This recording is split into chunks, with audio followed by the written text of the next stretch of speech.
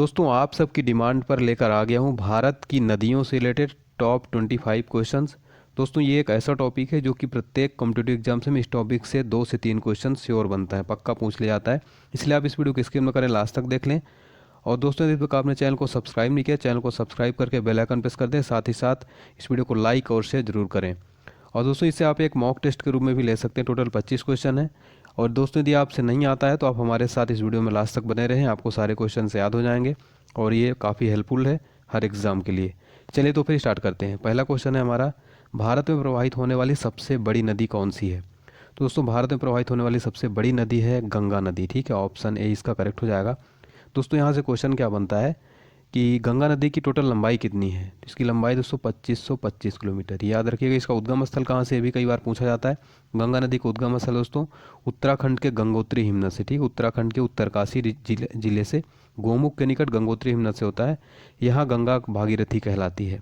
ठीक है, तो भारत में प्रवाहित होने वाली सबसे बड़ी नदी है गंगा, जिसकी लंबाई टोटल 2525 किलोमीटर। ये पॉइंट आप जरूर याद रखिएगा। नेक्स्ट दोस्तों, गंगा नदी को बांग्लादेश में किस नाम से जाना जाता है? यदि आपको पता है इसका आंसर तो बता सकते हैं, काफ़ी अच्छा क्वेश्चन है। गंगा नदी को बांग्लादेश में दोस्तों जाना जाता है पद्मा से। ठीक है, पद्मा के नाम से जाना जाता है, तो ये आप याद रखिएगा, काफ़ी इंपॉर्टेंट है। फिर अगला क्वेश्चन है हमारा, गंगा एवं ब्रह्मपुत्र की संयुक्त जलधारा किस नाम से जानी जाती है? तो गंगा और ब्रह्मपुत्र की संयुक्त जलधारा ये जानी जाती है मेघना के नाम से। ठीक है, ऑप्शन सी करेक्ट हो जाएगा। ठीक है दोस्तों, अगर यहाँ पे बात करें ब्रह्मपुत्र नदी की, तो ब्रह्मपुत्र नदी दोस्तों इसका टोटल लंबाई कितनी है? 2900 किलोमीटर है। ठीक है, 29 किलोमीटर इसकी लंबाई है। और ये कहाँ से निकलती है, इसका उद्गम स्थल कहाँ से है? तो ये मानसरोवर झील तिब्बत में, ये तिब्बत से निकलती। ठीक है, मानसरोवर झील तिब्बत में, तो आप याद रखिएगा। गंगा और ब्रह्मपुत्र की संयुक्त जलधारा किस नाम से जानी जाती है? मेघना के नाम से। ठीक है, ऑप्शन सी करेक्ट हो जाएगा। फिर हमारा अगला क्वेश्चन है, भारत की सबसे अधिक नौगम्य नदियाँ कौन सी हैं? भारत की सबसे अधिक नौगम्य नदियाँ हैं दोस्तों ये, ऑप्शन बी गंगा और ब्रह्मपुत्र। ठीक है, गंगा और ब्रह्मपुत्र। अगला क्वेश्चन है हमारा, सुंदरवन का डेल्टा कौन सी नदी बनाती है? आपको बताना है कि सुंदरवन का डेल्टा ये कौन सी नदियाँ बनाती हैं। काफ़ी इंपॉर्टेंट क्वेश्चन है ये। करेक्ट आंसर हो जाएगा इसका ऑप्शन सी गंगा और ब्रह्मपुत्र। ठीक है दोस्तों, मैं आपको बता दूं, गंगा और ब्रह्मपुत्र नदियाँ बांग्लादेश में विश्व का सबसे बड़ा सुंदरवन डेल्टा का निर्माण करती हैं। ठीक है, तो ये क्वेश्चन आपसे पूछा है कि विश्व का सबसे बड़ा डेल्टा कौन सी नदियाँ बनाती है? गंगा और ब्रह्मपुत्र। कहाँ पर? बांग्लादेश में। और विश्व का सबसे बड़ा डेल्टा, इसका नाम क्या है? सुंदरवन। तो इतने पॉइंट आप जरूर नोट कर लीजिए। फिर हमारा अगला क्वेश्चन है, गंगा और ब्रह्मपुत्र नदियों का उद्गम स्थान क्रमशः कहाँ है? तो दोस्तों मैं आपको पहले भी बता चुका हूँ, इसका आंसर आपको पता है तो आप ज़रूर बताएं।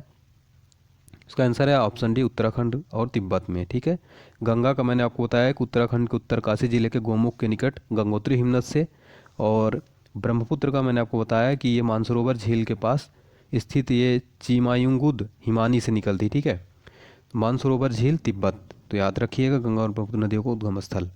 नेक्स्ट है हमारा, विश्व का सबसे बड़ा नदी द्वीप माजुली का निर्माण करने वाली नदी कौन सी है?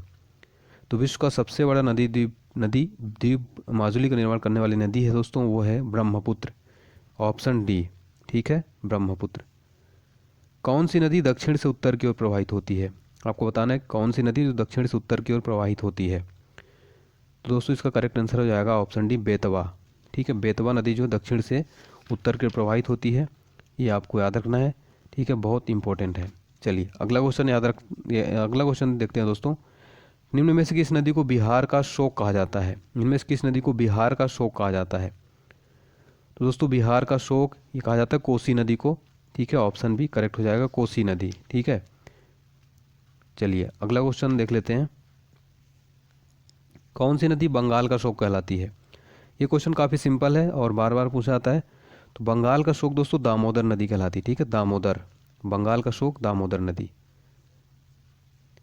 भारत की लवण नदी के नाम से जानी जाती है, तो इसका करेक्ट आंसर हो जाएगा ऑप्शन बी, लूनी। ठीक है, लूनी।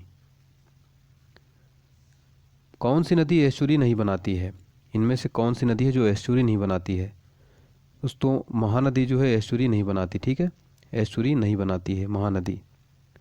फिर हमारा अगला क्वेश्चन है, कौन सी नदी अपने मुहाने पर डेल्टा का निर्माण नहीं करती है?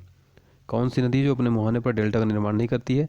जो ताप्ती नदी दोस्तों अपने मुहाने पर डेल्टा का निर्माण नहीं करती है। ताप्ती नदी दोस्तों मध्य प्रदेश के बैतूल जिले से इसका उद्गम स्थल है। ठीक है, और इसकी लंबाई कितनी है? 724 किलोमीटर। ताप्ती नदी की लंबाई कितनी? 724 किलोमीटर। एमपी में बैतूल से ये निकलती है, ठीक है, ये आप याद रखिएगा। शिप्रा नदी किसकी सहायक नदी है? शिप्रा नदी किसकी सहायक नदी है? चंबल नदी की सहायक नदी, ठीक है। शिप्रा नदी किसकी सहायक नदी है? चंबल नदी की। तो ये भी आपको याद रखना है। फिर हमारा अगला क्वेश्चन है, कौन सी नदी रिफ्ट घाटी से होकर बहती है? कौन सी नदी है जो रिफ्ट घाटी से होकर बहती है, रिफ्ट वैली से होकर? करेक्ट आंसर हो जाएगा दोस्तों ऑप्शन बी, ताप्ती, ठीक है, ताप्ती। फिर हमारा अगला क्वेश्चन है दोस्तों, दक्षिण भारत की नदी में सबसे लंबी नदी कौन सी है? दक्षिण भारत की सबसे लंबी नदी है गोदावरी, ठीक है, गोदावरी, जिसको वृद्ध गंगा कहा जाता है। दोस्तों ये नासिक महाराष्ट्र में दक्षिण पश्चिम में त्र्यंबक गांव के एक पहाड़ी से इसका उद्गम स्थल है, ठीक है, नासिक महाराष्ट्र में त्र्यंबक गांव की पहाड़ी में। इसकी लंबाई कितनी है याद रखिएगा, 1465 किलोमीटर है गोदावरी नदी की लंबाई, ठीक है।